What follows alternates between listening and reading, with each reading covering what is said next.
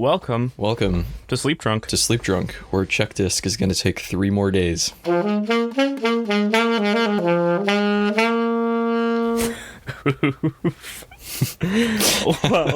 welcome to the 20th episode, guys. I guess listeners. Yeah, that's quite a landmark for us. I was going to say something. It's pretty crazy. Like, I'm surprised we got here, from being all honest. And I think before we really get into things, just want to thank all of everyone out there listening. Because I know we're all considered a pretty small podcast, but I think the fact that we've just gotten to 20, that we've had consistent listeners, even if they're few, it's been awesome. And so, yeah, thank you to you guys for helping us get here, because that's how. Just a shout out to our loyal Finnish listener, Alexi. Hopefully I'm saying that correctly. Yeah. Been listening to us for a while, actually. I think. Yeah, he's been listening to us all since the beginning. all the Instagram posts. So, big shout out to you, Alexi, from Finland. I think Tampere. I'm not sure how to pronounce the name of that city, but that's where it says you're at. Huge shout out, and yeah. So that being said, this is going to be a slightly different format episode. We're going to start off with, I think, probably one of my favorite stories from our time in college. I think not really stories, more like series of events, tradition, whatever you want to call it. And then we're going to end off with, we're going to hit Discussion Avenue, and then since it's been a while since we've actually recorded, if you listen to the last episode, that was a pre-recorded bit, which we hope you enjoyed. We're going to be doing an extra long Discussion Avenue / Alex is going to rant about something really interesting bit. So without further ado, Alex, why don't you intro our first segment today? Well, I don't even know where to start, so... It all started on Halloween. Yeah, actually. Did it? Yeah, it did. It was Halloween. Well, oh, yeah, I guess so. Okay. So Halloween last year in college, we had this... around Halloween, we had this idea, right? Yes. Just stupid. Just absolutely stupid. But I don't know why. We just thought it was going to be absolutely hilarious. So we all load up in the bathroom, in the men's bathroom, because the RAs, they always do their rounds every 2 hours. Yeah. Every night. Starting from 8 p.m., I think. Yeah, 8 p.m. on, and then on Friday and Saturday they go until 2, and then on rest of the week, every other night they go until midnight. Yeah. And basically what they do is they just go into the bathroom, just knock, say, hey, anyone dead? They check to make sure no one's dead, and then they head out. And then no one's dead, so then they move on. Yes, generally speaking, except for the guy that got high on LSD and ran out the window, but that's another story. Yeah. We haven't really had that many deaths at our school. Yeah. It's pretty good. I mean, yeah, honestly, we always make fun of have a low death count. We always make fun of Jared for taking the money and going to a school, I don't know which one it could be in the area, where somebody got shot right out front of their dorm. So that's pretty fun. Yep. But anyway, we all load up in the bathroom. I think it was around 10 o'clock. Yeah, I think it's either the 10 p.m. or the midnight round. One of the two. It was either the 10 p.m. or midnight. I want to say it was 10, because I don't think it was that late for the original one. And we all just load up in there and just pop a T-pose, you know? Because, what else are you going to do? Everyone's having different spots. I was in one of the showers, so we had 2 showers. So our dorm bathroom was I believe just conventional style. It's a bunch of rooms and then 2 common bathrooms. So we're all in the boys' bathroom. And I'm standing up on the handicap shower. So the way there's a bench, because for handicapped people, they can't really stand. So I hop up on the bench, and I just kind of pose, and my arm, I pull back the curtain, and my head and arms are sticking over the top. And just kind of facing off into the distance. So we're all just kind of standing there. I think, how many of us was it? I think 5? There was 5 or so of us. 5, something like that. And so we're just kind of standing there. Initially, we're just sort of chilling, because we all planned this, right? And then initially, I think it was just me, you, and Michael. Michael's my roommate. If you haven't listened to the other episodes, he used to be on the show. So I think it was just 3 of us, and then more people joined in, because we came a bit early, right? Because we want to be there on time. Because got to be on time for the RAs. So, and then more people just end up joining in, and so yeah, people would come to the bathroom getting ready to go to bed or something, and then we'd convince them to just T-pose with us. Yeah, exactly. It was a beautiful thing. It was a beautiful thing. And then there was the one guy that said he might, and then he just continued shaving while we were all in there T-posing. See, I think that was the best. That's what made it great, if I'm being honest. But so So yeah, we all sit in there. The RAs come in and they just lose it. Like just hear like a. It's pretty good. Female RA. Was it female or it was female that time? Yeah, I think it was female. Yeah. She opens it, and I think she just kind of like loudly just says what, and then leaves. It's just like a what, and then she goes and yells for like Becca or someone to look at it, and like and they also come in there the and other just RA look that at was us on all. duty We're all too. just emotionless, just T-posing on. Yeah, we're just standing there. Doing And so the other RA comes because the way it's set up, they go in pairs. It's like one will take man, one will take women's bathroom, right? So. They go in pairs, and so she went and called the other one on duty, and he comes. And then at this point, everyone's filming stuff. So basically, the majority of the floor starts showing up, just kind of record our exploits. And I think for the most part, if I'm going to be honest, I think we held our composure pretty well, all things considered. Like, we were pretty just straight-faced, not answering any questions, just, chilling, T-posing on them. And this was before the meme was really dead. So I mean, yeah, this was like October last year. Memes have been dying like that for the past 2 years. Yeah, it's been the meme lifespan has really gone down. Honestly, after they killed off the B meme, everything's just been dying immediately. Yeah. It's like it's been unfortunate, but we can talk about meme life cycles on a later episode. Yeah. But so this spawned what became a quasi-tradition. Yeah, because it just happened to be Halloween. It was the end of the month. And we thought, well, why not continue this tradition, the end of the month fellas? I mean, that's just what we are. Yeah, it's just like every day, every month, last day of the month, just have something, the bathroom. It's a good communal space, where you guys are getting together. They're, spending time with each other. Spending time, getting together, and just doing it to them. Yeah, just kind of living life. Because, it's all about that community, that camaraderie. That's what, like, dorm life is all about, right? And so, oh, God. After this, I think, wildly successful night, we planned our next event.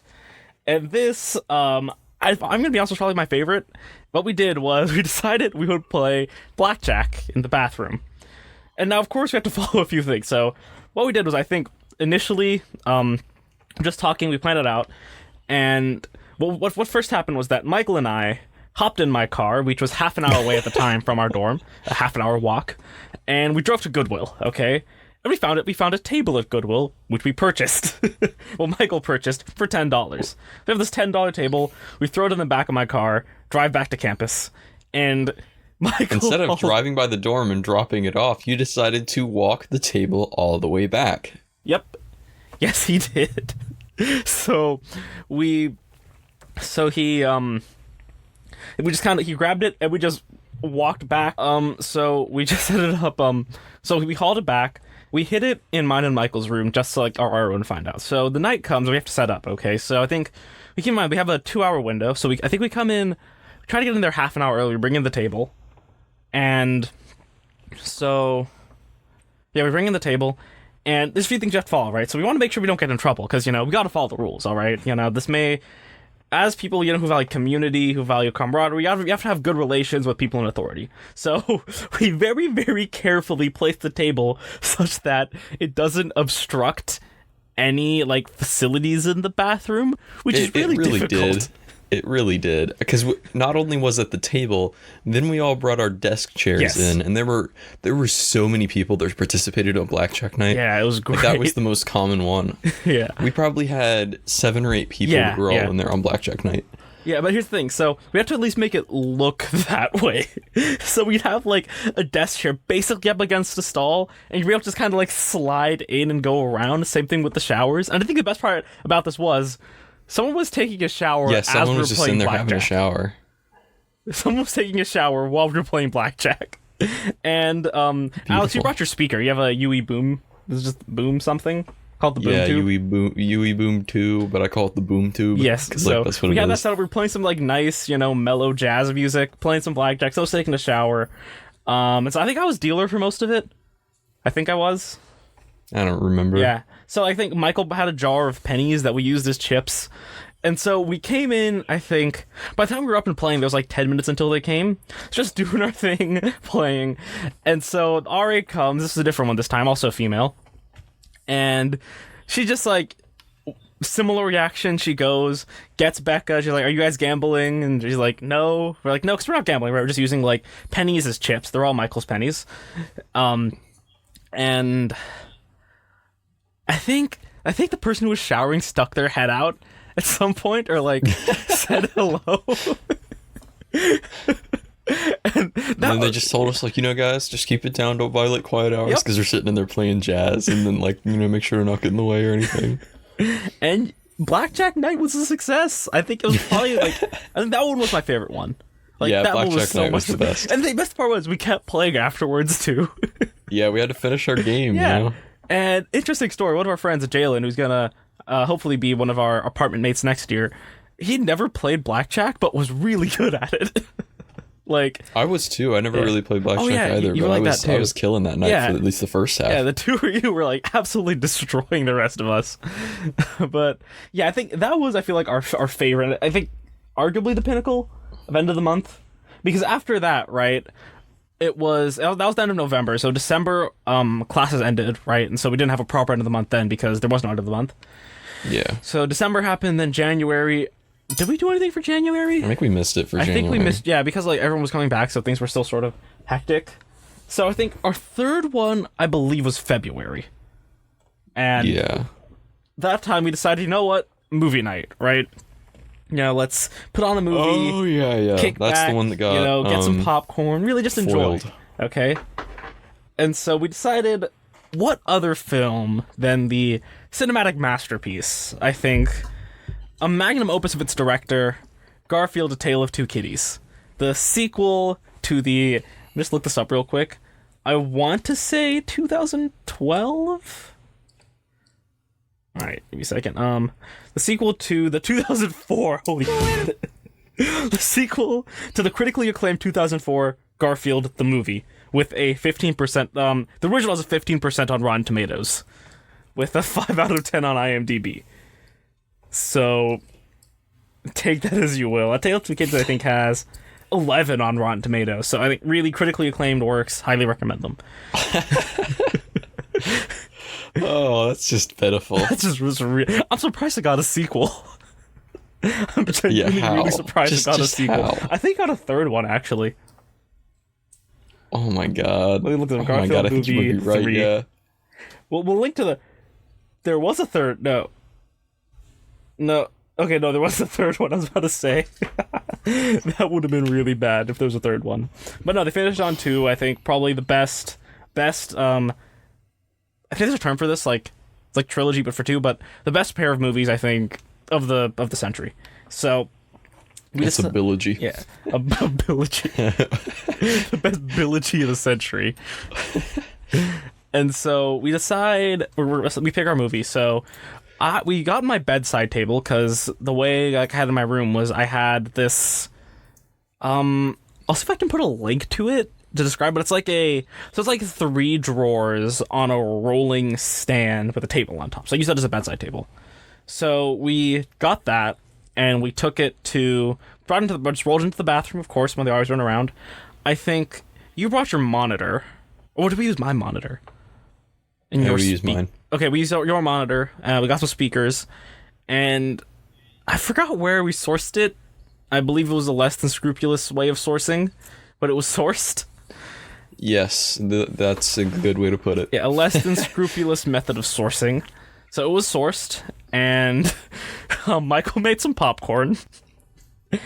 And, once again, we sat down, had a movie night, brought our chairs in, once again made sure not to obstruct anything. Also had electronics plugged in near the sink, but that's fine. There's no issues there. Absolutely no issues. No, just ran them over the little soap container. Yep, it was all good. Not touching the counter. No problem. Good day. I highly recommend, don't try this in your own dorm. So we got that set up. And we just put on the movie. We're sitting there, we're watching, eating some popcorn. Of course, the RA comes in. Actually, a guy we knew. He's pretty chill. He just he took it really well, all things considered. I think he took it really well. He just sort of came in, looked at us, was like, you guys know what you're doing? And we're like, yeah. He's like, this is kind of nasty. We're like, yeah. And then he left. I think that was it. Did you do anything else? there was the Mario Kart one. No, I'm talking. Oh yeah, no, we're getting to that one. But like, I'm talking about the RA that night. Did you do anything else? No, honestly, it wasn't even a big deal that night because I think we got caught early. Like we hadn't fully finished setting up yet. Yeah, he took it really well. Like we were almost done. Like we were about ready to put the movie like in the middle, and I was like trying to set the time when they came in. Yeah, because I think at that point, World had already started getting around among the RAs that our floor occasionally does stuff like that. I think, I want to say, I'm sure people were told. Like good old Dick 1, dude. Yep, good old D1. So, and then we go on to the final one, because at this point things started just kind of like going downhill a little bit. Like people weren't getting as involved. Everyone was just busy. I mean, and the end of the second semester, people were just getting busy. But we pulled off one last one where we did something similar to the Garfield bit, but instead took out my Switch, put on some Mario Kart 8. You know, played a few rounds, and then good friend of ours, Big Man S, as we like to call him, not even being aware of the whole thing, just sort of like pulled up and just kind of joined in. Like he just like what a unit took it pretty straight up and just like wanted to take a few rounds. So I let him have it, you know, let him take a couple rounds in Mario Kart. And I think that was the last realized button, but we had one unrealized pinnacle end of the month. The never actualized final ideal occurrence. And I think to explain this, we have to start all the way back in like January or February. Alex's roommate, Sean, who has appeared on the podcast quite briefly, around that time, up his leg, broke bones. He had foot bad, no good. On his ankle, yeah. Yeah, like I wasn't sure if like because his diagnosis kept changing, but I believe he broke something. It was his talus. Yeah, okay. He chipped it. And then there was something else that he chipped his talus. And I think dislocated something. Yeah, I think he might have dislocated his ankle. Yeah. And they popped that back in, and then had to wait for his talus to heal. Yeah. And it's like one of those weird small bones that took a while. Yeah. And so for some when this happened, me, Michael, and Alex were on our Minecraft server. God, that was a trip. Yes, we're all over in Michael and Olavi's room. Yeah, just playing Minecraft. I'm in my camp chair. Yep. Because like, why wouldn't you have a camp chair? Come on. And I got my laptop over there. They're on their laptops, and we're all just chilling there, you know, playing enjoying the craft. We're all just chilling, right? And the way our server was formatted was that each of us kind of had our own little like nations that were modeled after real life places. So Michael had Rome, you had the Virginia colony, and I had Mongolia, because my area was large and had horses. And so we're playing version 1.8 if you're curious. So at one point while I was riding through, this was after Sean broke his foot, we were still playing, so like a few days, a number of days later, I'm just kind of riding through the plains, we're all chilling, and I decided, you know what, in Mongolia, let's put on some Mongolian throat singing. Okay? And so I'm like, Alexa, play Mongolian throat singing. And it honestly, I quite like the sound of it, but one thing goes to another, and we decide, let's learn how to Mongolian throat sing. Because according to... it's the only logical solution. Yes. Because according to friendsoftuva.com, a very reliable source of Mongolian throat singing... oh, yeah, of course. It has healing properties, right? So, you know, if you sing while Mongolian throat sing, you know, your face will get clearer, like, you'll have better skin, it'll heal. So we decide, you know what? I feel like we should do our part to heal Sean. So we decide, let's learn how to Mongolian throat sing. Then on the ever important end of the month, we'll gather in the bathroom in a circle around him and just kind of begin singing, playing various instruments. And so we agreed to this. Alex and I were the ones that actually learned. But the original plan was to just sit around Sean, and then when the time was right, when the RA comes, we all just start singing, like belting out tunes, you know, channeling the powers of nature to heal Sean through like holistic means, because, you know, I mean, I think actually even we decided after Michael just kind of gave up on the whole thing, we decided to throw him on the drums or something. Yeah. I was gonna get a package of Clorox wipes and just have him beat them like it's like a drum. And so We never got there, but I think in the process we did gain invaluable skills that I think will be very useful. Oh yeah, Yes, of course. I mean, there's just so many instances where I've been able to Yes. put my throat singing. I mean, to be fair, according to ability. friendsoftuva.com, if you use Sing It, which is one of the techniques, and you sing at a squirrel, it will freeze. I tested that and it worked. I'm not even kidding. It worked. Sean was there, he can bear witness. So, Oh, boy. friendsoftuva.com, it'll be in the show notes, you can visit them. If there's some way of telling them, tell them we sent you. But yeah, so I think that was the ultimate but unrealized end of the month, fellas. Genuinely, I think That one of my would've been favorite pretty parts good. of last year. I wonder if that wouldn't have scared the RA. I think would have freaked them out a lot. Yeah. So I mean, hearing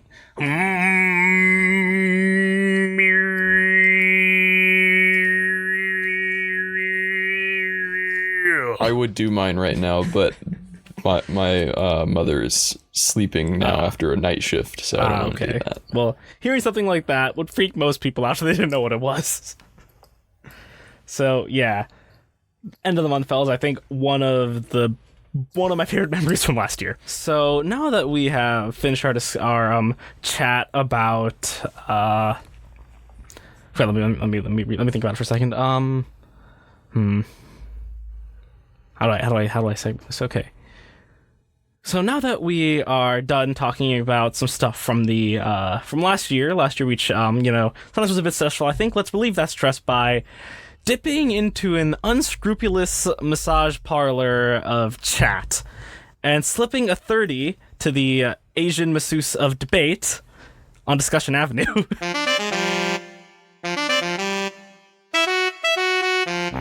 Yeet. Okay, so it's been a little while. Yeet. Yep, it was a solid yeet. It's been a little while since we last recorded. It's been 2 weeks because around our usual recording times last week I was traveling.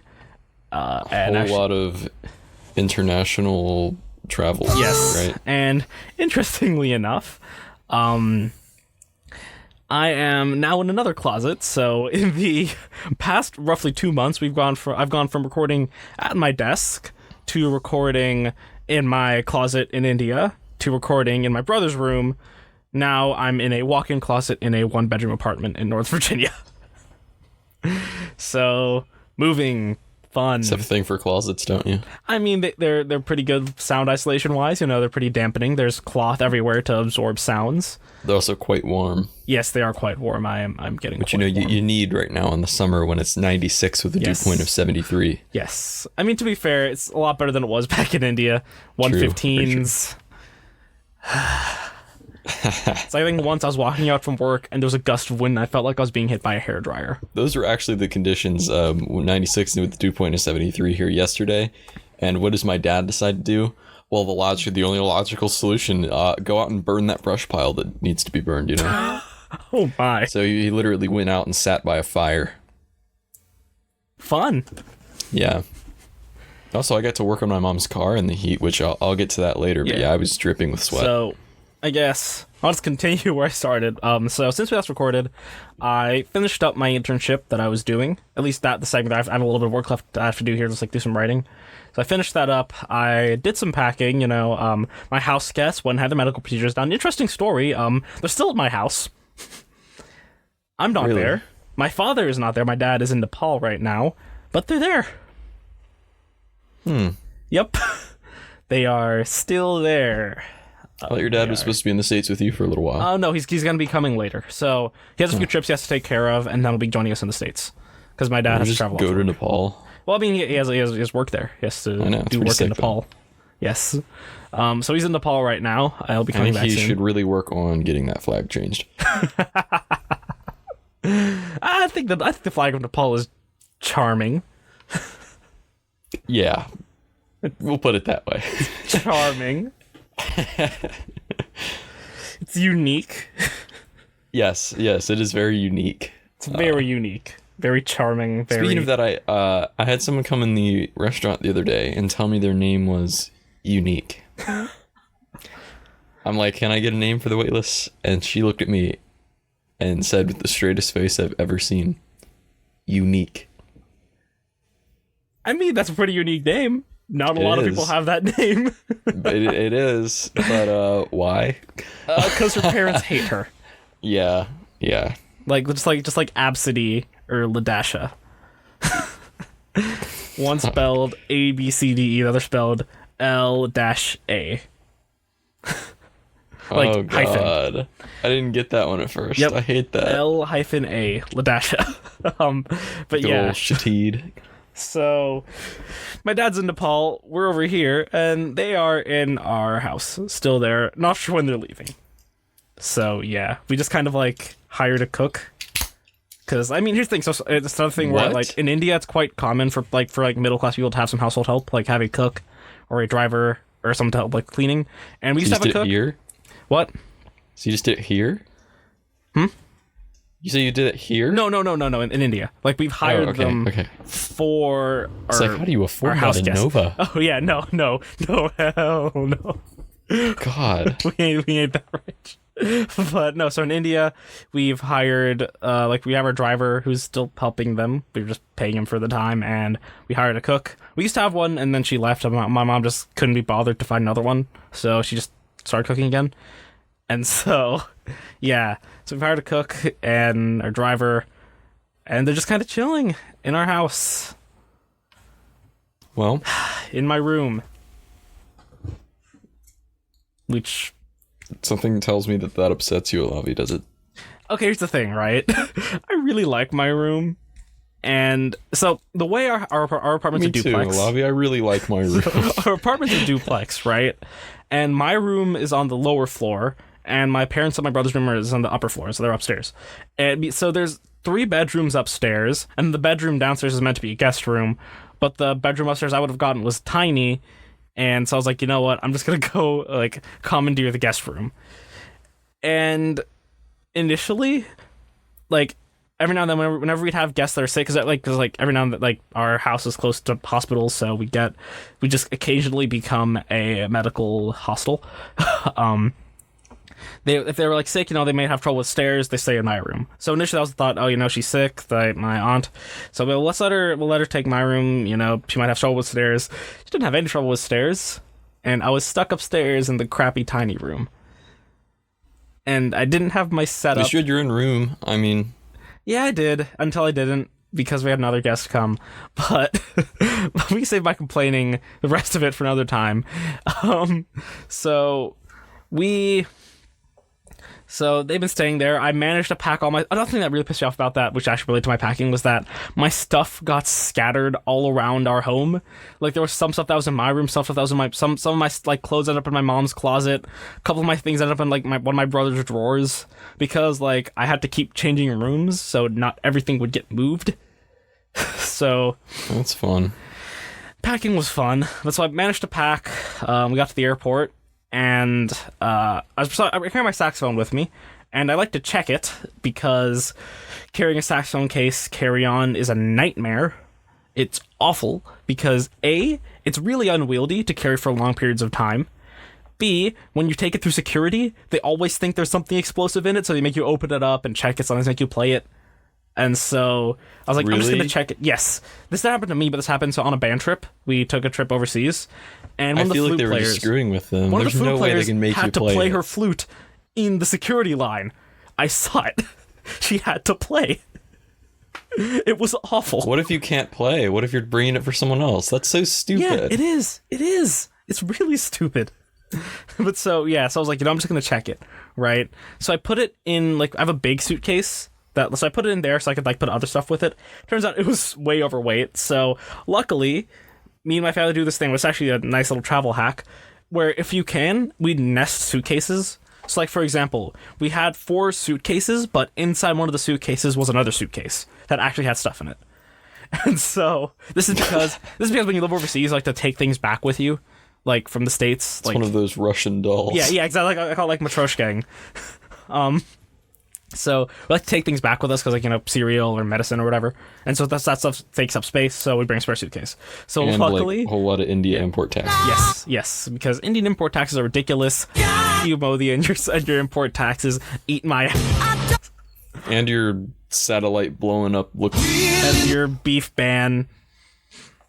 Yeah, but not to get overly political, because they'll probably ban us. Because actually, the Indian government banned the John Oliver segment on Narendra Modi from YouTube. Yeah, because they were talking. Oh my god. Yeah, so censorship. Also, they banned PUBG for a while, then unbanned, and then I think rebanned. I don't know. Way to go, India. So I'm not trying to get banned in India. But so yeah. And so because of that, we were able to just we had to go out of the check line, go to some corner, bust out our spare suitcase, move my saxophone into that suitcase, then throw it back on the belt. So we got on. Flight was, all things considered, pretty chill. Nothing super major happened, I think. Pretty laid back. I don't even know what I did. I just kind of sat around. I don't even remember what I did. You tend to do that on airplanes. No, because I didn't play much Stardew. I listened to some podcasts. What a shame. I did a bit of reading. What a shame. Should have watched some Churdleys. I could have watched some Churdleys. I think I watched one movie. I believe that's a YouTube. What is it called now? YouTube Premium. I believe that's a feature is video downloading. Yeah, it is. But yeah, so I really didn't do anything. I tried to sleep but couldn't because I can't sleep on planes. Meditate. I basically just sort of did. I listened to a lot of music. I feel like I did something, but I forgot what I did. Well, I feel like the pressure might have been a little too low in that cabin there, bud. might have been. Who knows? But yeah, so that was that. Pretty chill flight. We land in the States. We check into a hotel room because that's where we were staying. And we spent the first couple days in a hotel. Me, my mom, my brother. Not much happened there. Jet lag's a thing as usual. It sucks. Coming back to the States is always worse. Going to India is easier than coming back because depending on which direction you go, jet lag hits you differently. And so for me, that's waking up at 1 a.m. and then waking up again at 6. It sucks. Falling asleep at 5. But I think the day we landed, my uncle came to pick us up. We go to the airport. I bought a large cold brew from Starbucks, chugged it.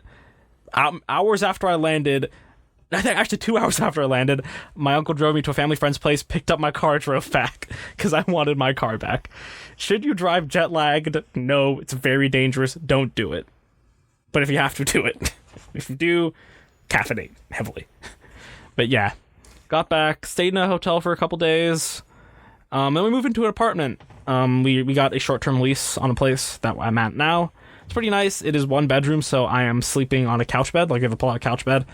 I've had excruciating neck pains because the hotel pillows were just way too soft and didn't support my neck properly, and sofa beds just suck. But I'm gonna be staying here for until I move in back to college, actually. So once my parents, my dad's gonna join us for a little bit. So once my mom and my brother head back, I will be living here by myself for 20 days.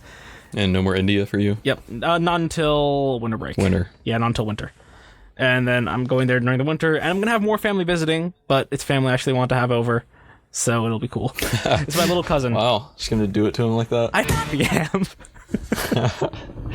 I love my aunt, my grandaunt, and uncle. I love them, but they'll never hear this, so it's fine. But, one more thing I want to mention before we transition to so in the area for in the Bengali community there is an event coming up, and it's kind of like a celebration of it's supposed to be a celebration of Bengali language and heritage, but it's instead becoming what me and my brother call Auntie-Con. And to explain what an auntie is, it's kind of weird, but it is a very specific kind of middle-aged Bengali woman who travels to a lot of social gatherings, buys a lot of things, is a bit of a socialite. And we realized that, frankly, this would have been an interesting celebration of culture and heritage, it could have been, talking about, music and poetry and all that, but instead, they're just kind of buying saris, which is a traditional kind of Bengali dress, and other vapid. And the other day I was driving, actually yesterday, the 4th of July, happy 4th to all my fellow Americans, we were driving to my uncle's place, and I just had a moment of piercing criticism that took both my brother and my mom aback, where I was frankly, they're gonna sit there, they're gonna mull, all the freaking ladies they'll go do their things while all their husbands mull around because they never developed socially and were forced into marriage before they had time to really enjoy their lives, and they just dedicate themselves to work, so they'll just mull around all depressed. and that my mom said it was very true, but it also stung. I hate those kind of events. Ouch. Yeah, but so I'm not going to that. I'm not. I was also another interesting thing happened, and I just remembered. So yesterday, okay, I'm doing my thing, and I get a call from a part of Virginia about an hour away from here, right? And so I pick it up, I'm like, hello, and it's like, hi. I'm like, I don't really recognize the voice. I'm like, I'm sorry, who's this? Like, oh, it's your mama. And mama is Bengali for mother's brother, so it's like an uncle on your mother's side, right? Sometimes it's used for close family friend. I'm like, oh, okay. I'm thinking like, oh, did I forget I have a relative that existed? I'm like, oh, yeah, sure, hi, how are you? I'll let my mom know you called. Hang up, right? Later, I'm at the bank with my mom and my brother in my car. He calls again, right? And my mom picks up, and she doesn't know who he is. But he knows who we are. Right, and she doesn't remember his name. So it turns out he's some guy that stayed at my place in India while I was in the States. That my dad gave my US number to. Like, gave it to him so we could get in touch. So, in other words, some random man who I have never met, I have not met him Claimed once to be your uncle. in my life, comes in. No, because also it can be, like, you can also use that term for a close family friend. Like, that's also generally something. He just kind that's of just like, something everyone does, I guess. Yeah, just exactly. call someone your uncle. Yeah, like uncle, right? And so he, just some random man who I've never met, calls my phone multiple times, says he's my uncle, and now I'm going to his house tomorrow. I'm going to his home for dinner. I've never met him, and if I'm not on another episode of the podcast, because I've been murdered, goodbye. This has been. Apparently, he's a nice guy. I've never met him. That's good. I'm going to his house tomorrow. So yeah, that's been my eventful past couple of weeks. There's more stuff, but that's been the bulk of it. How's it been for you, Alex? Not really too much. I've really settled into the grind. Just doing some school work, some general booling, you know. That's really all. So I had a few shifts over the past 2 weeks. Actually, quite a lot of shifts. I had so food running is like the best paying shift for a host. You know, if you don't serve food, you just work at the front. And I made absolute bank on that shift. I mean, that's just, I'm honestly proud of that. That's my highest tip out yet. I got $109 in tips that averaged to over 32 an hour. Wow, that's really good. And yeah, and then I had I got my hair cut. Nice. Went to another doctor's appointment on some other medication now. And I had my second exam in Calculus 2, and I got that back, and I had a 98. Ooh, nice. So in addition to my first exam where I had 100, and all my homework where I have 100, doing pretty well in there. Nice. He's a genuinely great professor. That's great. That's always great to have those. Just a good guy, and yeah, and mixed amongst that, I've been, working on a few things myself, like my personal projects. I've really slowed those down, but I'm still working on them somewhat. So I bought these wireless module things, which were originally a part of that order that got shipped to my neighbors, and they never gave up. I actually contacted them about that recently over our neighborhood app Nextdoor, which I actually started for our neighborhood. And I was like, hey, I had a package that I know went to your house a few weeks ago. Any idea about that? And they're just like, no. Because, obviously they've opened it up and done what they're going to do with it now, so they can't act like they have it. But, I don't know. Hopefully that shook them up a little bit and they won't try to accept any more of our packages. Anyway, I got another one of those wireless modules. Oh, also, Amazon tried to claim that I had to return mine. And I'm like, I called them back up. I'm like, no, I don't, because I don't have the original ones. Dipshits. But anyway, I got these wireless modules out, and they're pretty bad. So they're these really cheap Chinese amplitude shift keying wireless modules, and the way they work is really simple. Basically, they're just like a really slow serial connection that operates at a maximum of, I think, 2400 baud. Okay. Yeah, we're using baud rates. We went back to the 90s. Anyway, turns out you really can't get any range at all using 2400 baud. In fact, the I tried 1200. I got a little more range, and then I went down to 600, and I got a decent amount of range comparatively, which is still awful and nowhere close to the specified amount. And I can't really get them to work with anything lower. Like I can't get 300 to work at all. But looking online and doing a little digging about why my range is so low with them, I found some interesting statistics, including the fact that the voltage which is specified on the data sheet is just completely incorrect. So they say that you're supposed to just run these off the logic 5 volts that is supplied by the Arduino.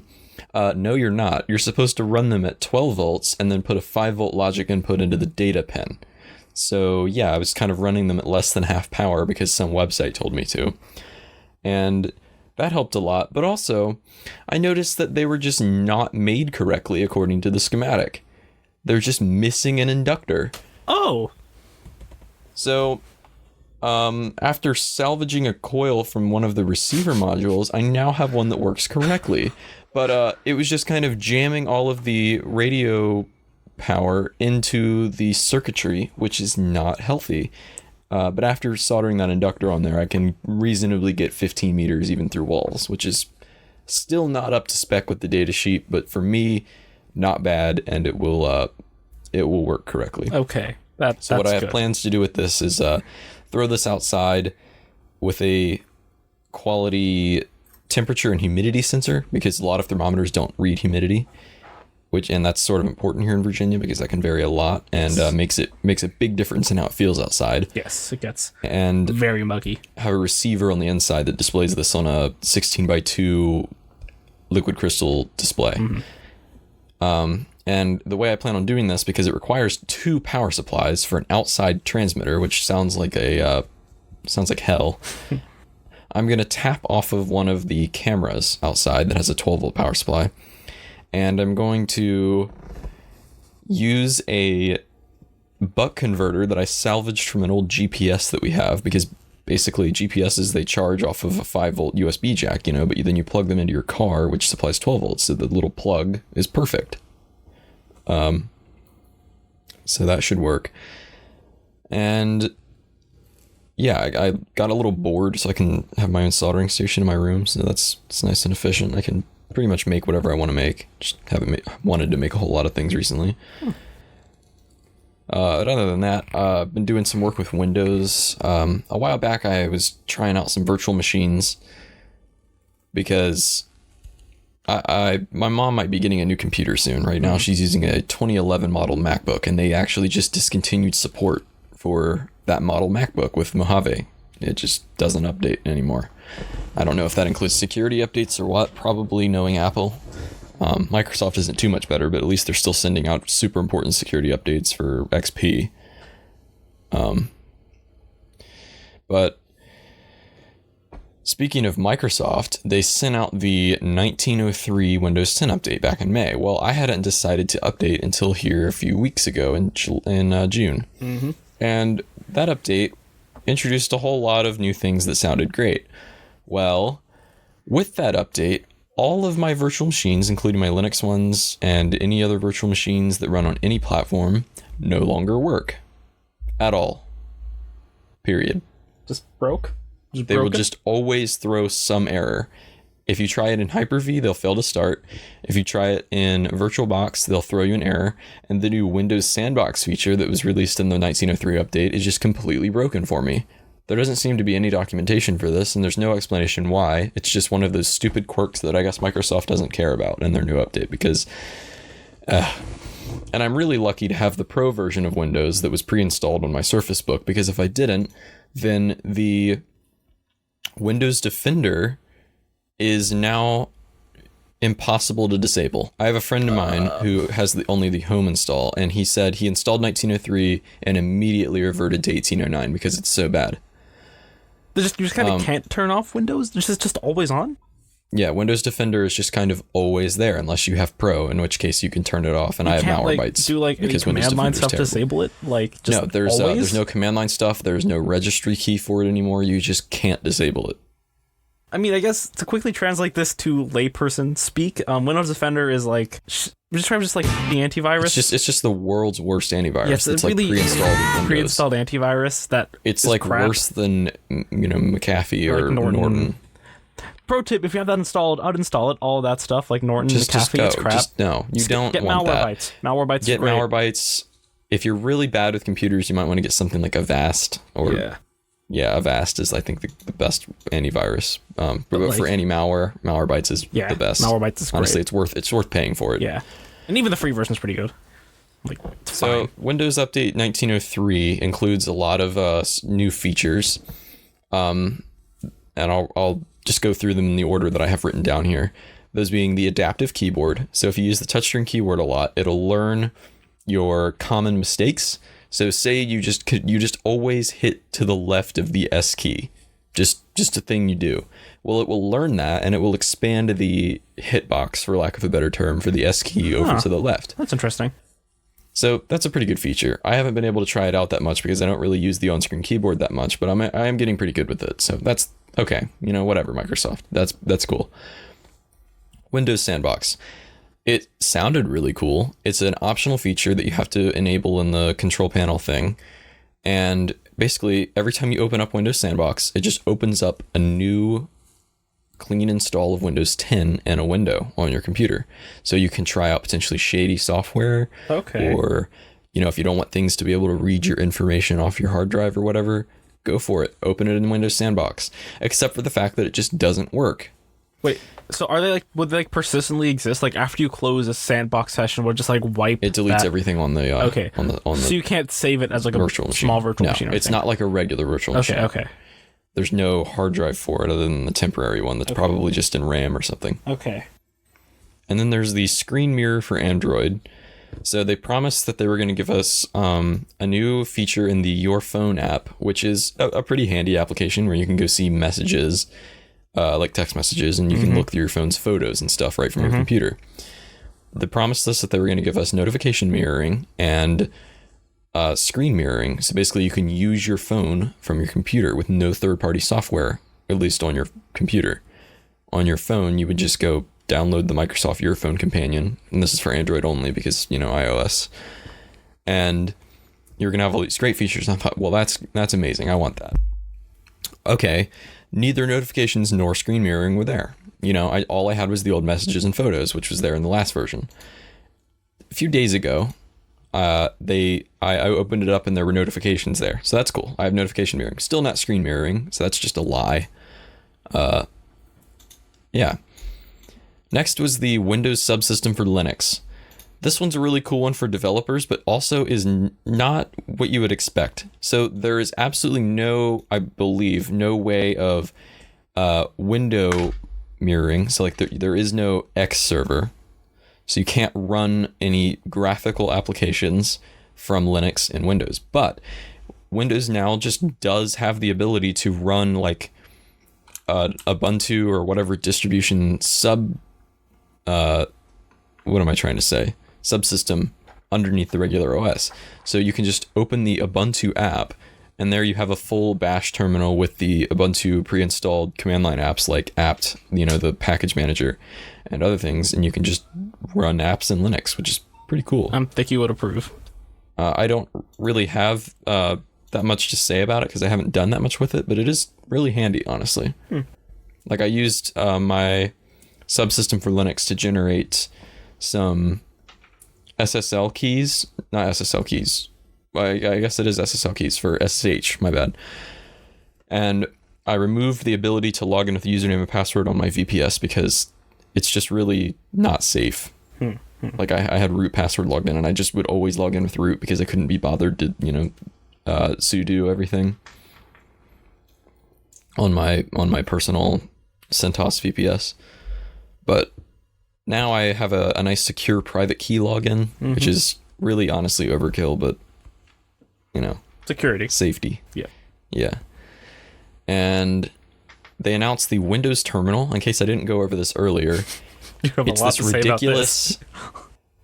this ridiculous command line that Microsoft is going to release soon. They have it in the pre-release stage right now. It's very early on in development, and it's right now it's god awful. It's just You can't even close the last tab without it crashing. There's really no functionality to it.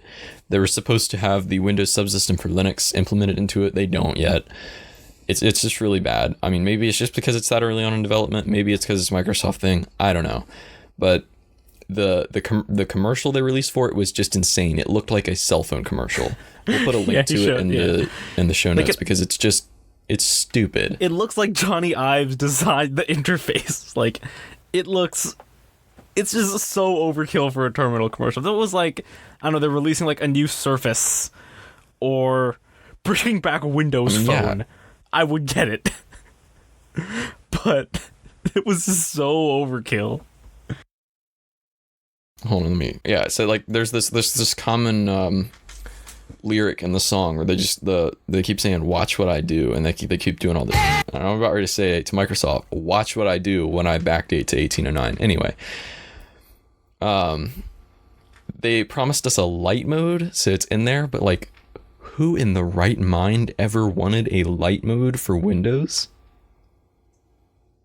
Like, that's just a common joke. Like, who the hell uses light mode? As soon as you install Discord, you automatically go to dark mode on Reddit. Everyone uses dark mode, at least if you know what you're doing and you don't use r/funny exclusively. Why? Yeah, that's really all I have to say about that. The enhanced search thing. It's supposed to be like a built-in, just indexed search thing, like everything, except it's built into your computer, and it sounded all great. Except for the fact that I noticed last night when using Space Sniffer to clear out my hard drive because it was completely full, the index file for the search engine was 37 gigabytes. What the? Tomorrow. So thanks, Microsoft. 37. And they finally introduced a brightness slider. If you have the keyboard detached and you're in tablet mode, you can now pick from more options other than 0, 25, 50, 75, and 100, which is insane. Mm-hmm. How did they just now add that? Good thing they did, I guess. They separated Cortana from Windows Search, which, because I disabled Cortana in every possible way that I ever could because it's trash, doesn't really mean a lot for me, other than I don't have to look at the Cortana logo and say it, like have it say, please enable Cortana or whatever every time I hit search. So that's cool.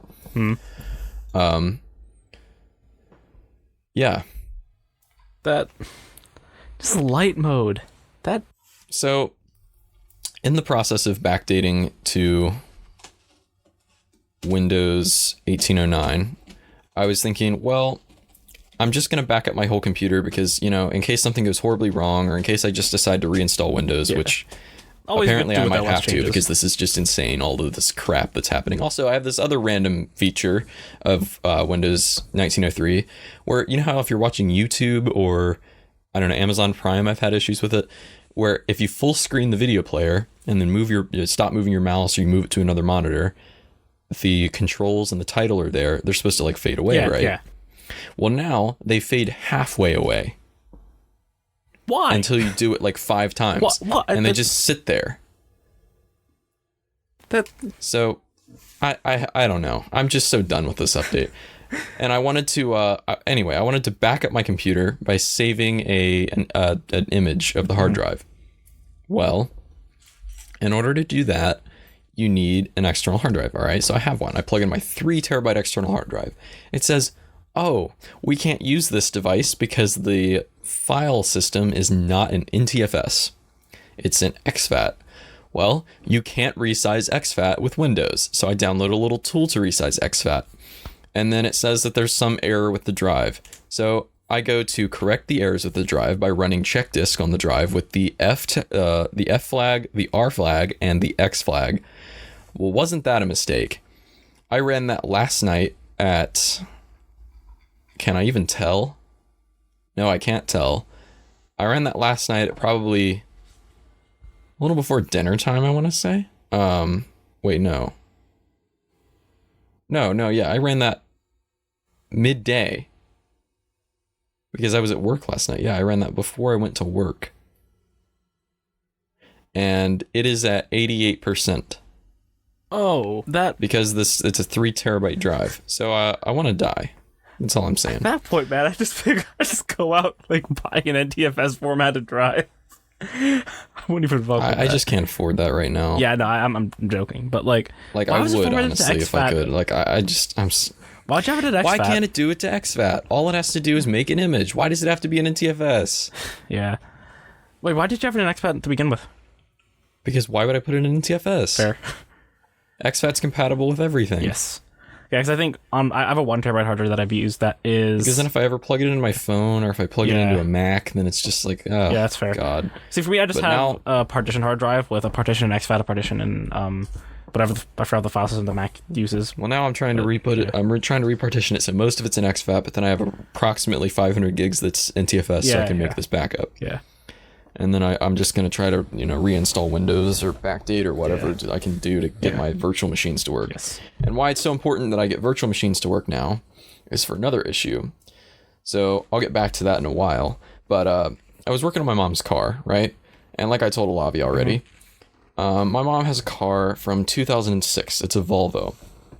And that is from the midst of the age of cheap MP3 players and iPods. Yes. So everyone, was going and plugging their aux cord. You get their Zune out. Their Zune. I forgot about those. Oh, God. Plugging their aux cord into their stereo and whatnot, right?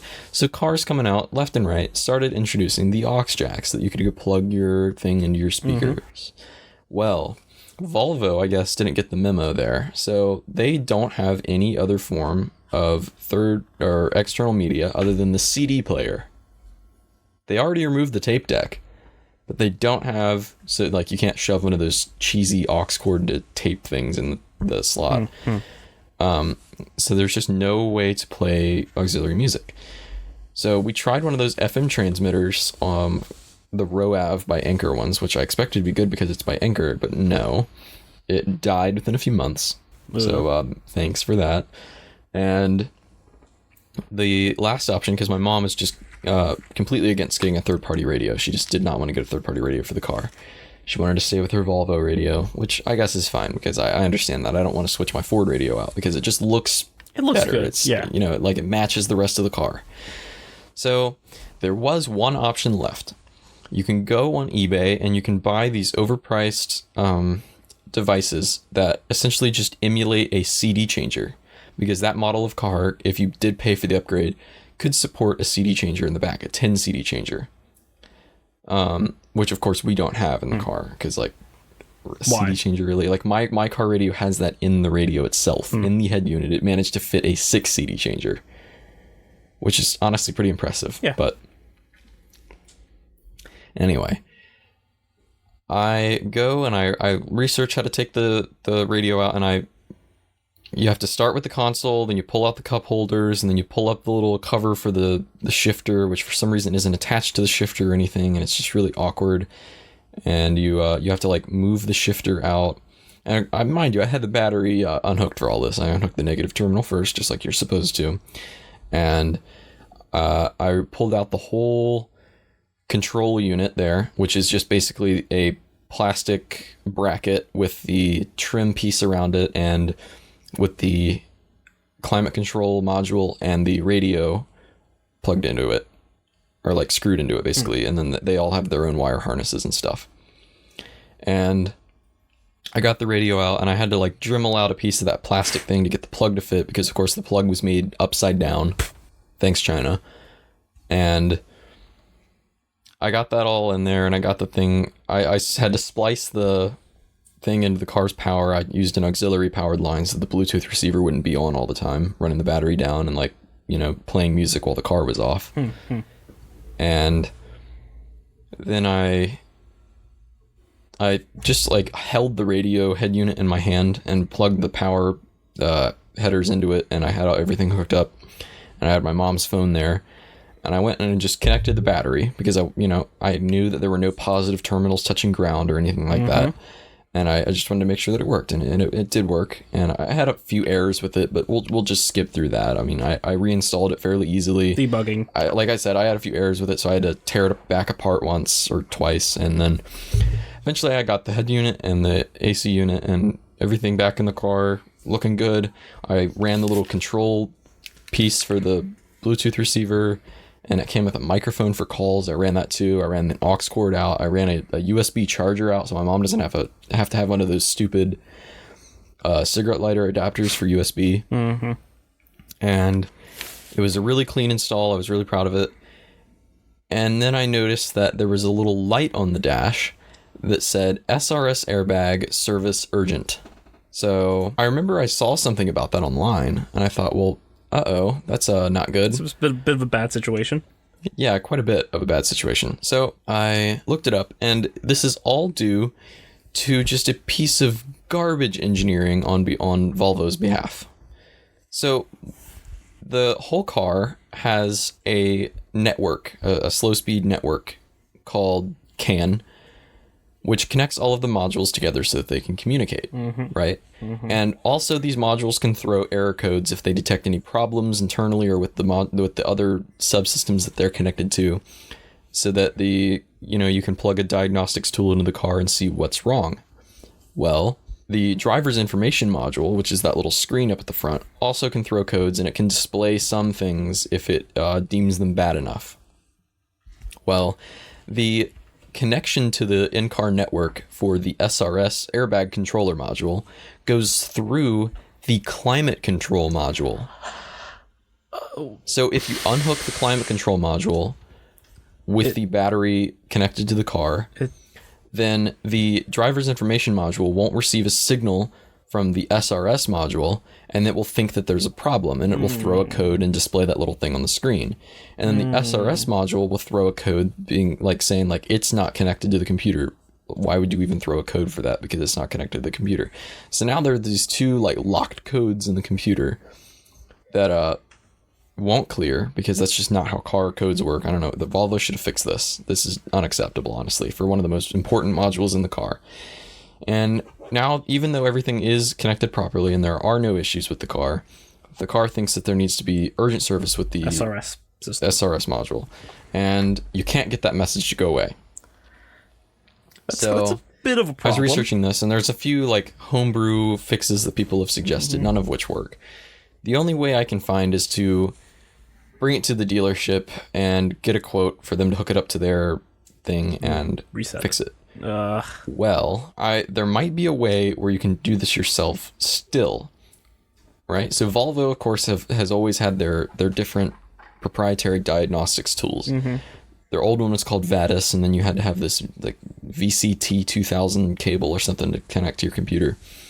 The new one, I believe, which is still compatible with my mom's car, of course, the overlap is right over the model year, so you never know. The new one is called Vida, the software, VIDA, and then the module that connects to the car itself through the OBD port is called DICE. And you can buy these Chinese ripoffs of the DICE module all over AliExpress and eBay for around $65. So depending on what the Volvo dealership quotes us, we might have to go buy one of those. And then you can find this shady software that people have basically stolen from Volvo service centers and then upload it online onto nice and shady pirate sites. And you can download the cracked version of it. And I'm not advocating for this, I'm just saying that it's possible. Yes, it is very possible. And you can put this on your computer and connect to the DICE module, and you can control all sorts of things about your car, including clearing stupid proprietary codes like this, alongside other things like tweaking miscellaneous things like in what modes your headlights are on and how hot your heated seats are if you have those, which is pretty neat. But we might actually end up trying something similar to that if we get quoted some ridiculous thing by the Volvo dealership, like $1,000 just to plug it into their computer.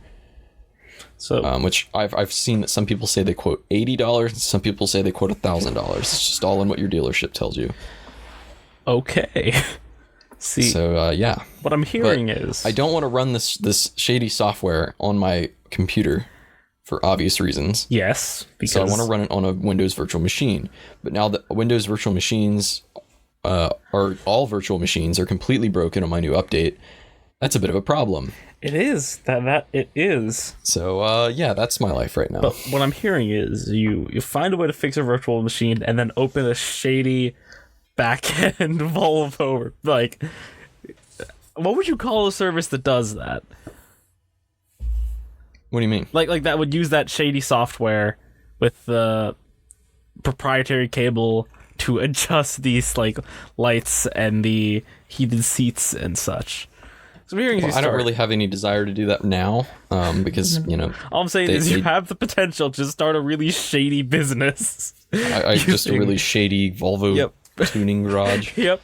Just go to your nearest city, just find the shystiest place, rent out a garage unit with a garage bay. Yeah. Yep. Just go in there, plug your car in. Yeah, just come in, plug in. You want hotter heated seats? Here you go. It's on fire.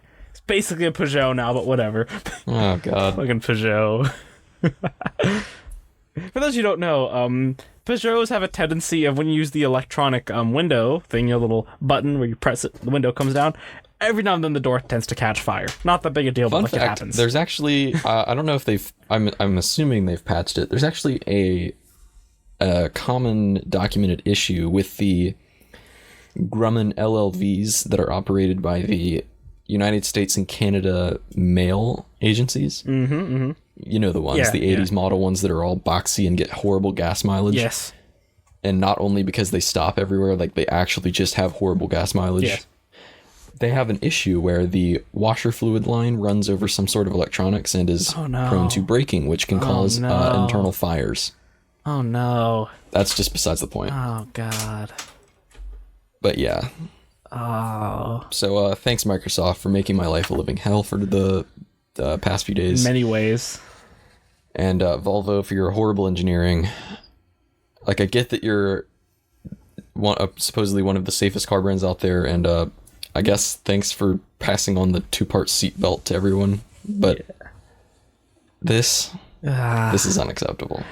Yeah. Does your mom still drive her car around? Yeah, she's still driving it, and we honestly don't know if the computer disabled the airbags or what. Yeah, because that's the thing. I figure even if the airbags do work, if that light is on, you might not know when they stop working. So yeah. Well, no, it's not that we don't know if the computer just completely shut down the ability for them to go or whatnot. That's unfortunate. Listeners, if you'd like to, you can message us on Twitter at SleepDrunkPC with a nice big F. Pay respects. Yeah, please put an F in the chat. F's in the chat, on Instagram, on Twitter, on email, on our suggestion form on our site, everywhere. Yeah, so thank you for listening to this episode of Sleep Drunk. Remember that the first person to guess the song of the day on any of our social media or via email will get a shout out in the next episode. The song of the day for episode 19 was, so it was Come Fly With Me by Frank Sinatra. Yeah. And it wasn't guessed as of now, but if it was, we'll cut that in. Yes. The Sleep Drunk podcast can be found on any of your favorite podcasting platforms, including Apple Podcasts, Google Podcasts, Google Play, Spotify, Stitcher, YouTube, and more. We'll catch you next week.